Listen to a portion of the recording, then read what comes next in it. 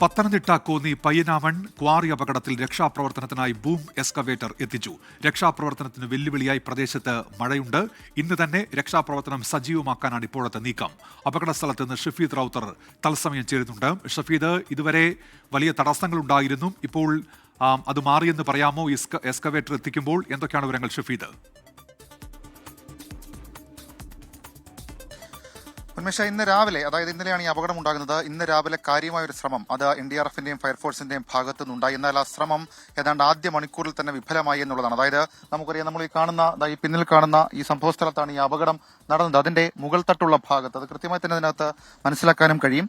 ഈ മുകൾ തട്ടുള്ള ഭാഗത്ത് അവിടെ നിന്നും താഴേക്ക് 5 NDRF ഫയർഫോഴ്സ് സംഘങ്ങൾ ഇറങ്ങി അവിടെ കല്ല് നീക്കി ഒരു പരിശോധന നടത്തി. എന്നാൽ ആ പരിശോധനയിൽ യാതൊന്നും കണ്ടെത്താൻ കഴിഞ്ഞില്ല. മാത്രവുമല്ല, അവിടെ നിൽക്കുക അത് സേഫ് ആയിരുന്നില്ല. കൂടുതൽ കല്ലുകൾ മുകളിൽ നിന്നടക്കം വീഴുന്ന ഒരു സാഹചര്യം ഉണ്ടായിരുന്നു. ഇതുകൂടി കണക്കിലെടുത്തുകൊണ്ടാണ് ലോങ് ബൂം എക്സ്കവേറ്റർ കൊണ്ടുവന്ന് അത് പിൻ ചെയ്തുകൊണ്ട് ഇത് ഏതെങ്കിലും തരത്തിൽ സ്ഥലം മാറ്റി നോക്കാം എന്നുള്ളൊരു തീരുമാനത്തിലേക്ക് എത്തിയത്. ഏതായാലും ആ എക്സ്കവേറ്റർ കൊല്ലത്ത് നിന്ന് ഇപ്പോൾ ഈ സംഭവ സ്ഥലത്തേക്ക്, അതായത് ഈ കോറിയുടെ പ്രധാനപ്പെട്ട ഭാഗത്തേക്ക് എത്തിയിട്ടുണ്ട്. ഇനി ആ എക്സ്കവേറ്റർ നമ്മളിപ്പോൾ ഈ ദൃശ്യങ്ങളിൽ കാണുന്ന ഈ ഭാഗത്തേക്ക് എത്തിക്കണം എന്നുള്ളതാണ് ഏറ്റവും പ്രധാനപ്പെട്ട കാര്യം.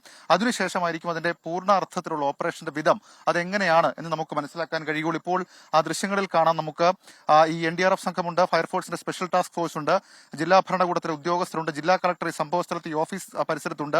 അതേപോലെ തന്നെ ഈ ലൈറ്റുകളൊക്കെ സ്ഥാപിച്ചിട്ടുണ്ട്. ഇന്ന് തന്നെ ഇതിലൊരു തീരുമാനം ഉണ്ടാക്കണം എന്നുള്ളതാണ് നിലവിൽ ഇപ്പോൾ അവർ ശ്രമിക്കുന്ന കാര്യം. നിലവിൽ ഇപ്പോൾ ഇവിടെ മഴയില്ല, അതുകൊണ്ട് തന്നെ അതൊരു സാധ്യതയാണ്. പക്ഷേ ആ സാധ്യത എത്രത്തോളം നിലനിൽക്കും, കൂടാതെ ഇരുട്ട് വീണ് കഴിയുമ്പോൾ എത്രത്തോളം അത് നമുക്ക് പ്രായോഗികമാക്കി മാറ്റാൻ കഴിയും എന്നുള്ളതും ഏറ്റവും പ്രധാനപ്പെട്ട കാര്യം. ശിരൂരിലൊക്കെ നമ്മൾ കണ്ടതാണ് ലോങ് ബൂം എക്സ്കവേറ്റർ കൊണ്ടുള്ള ഒരു ശ്രമമൊക്കെ. അതേപോലെ തന്നെ ബൂം എക്സ്കവേറ്റർ ഉപയോഗിച്ചുകൊണ്ട് ഇവിടെയും ഈ രീതിയിലൊരു ശ്രമം നടത്താനാണ് നിലവിൽ ഇപ്പോൾ ജില്ലാ ഭരണകൂടം തീരുമാനിച്ചിട്ടുള്ളത്.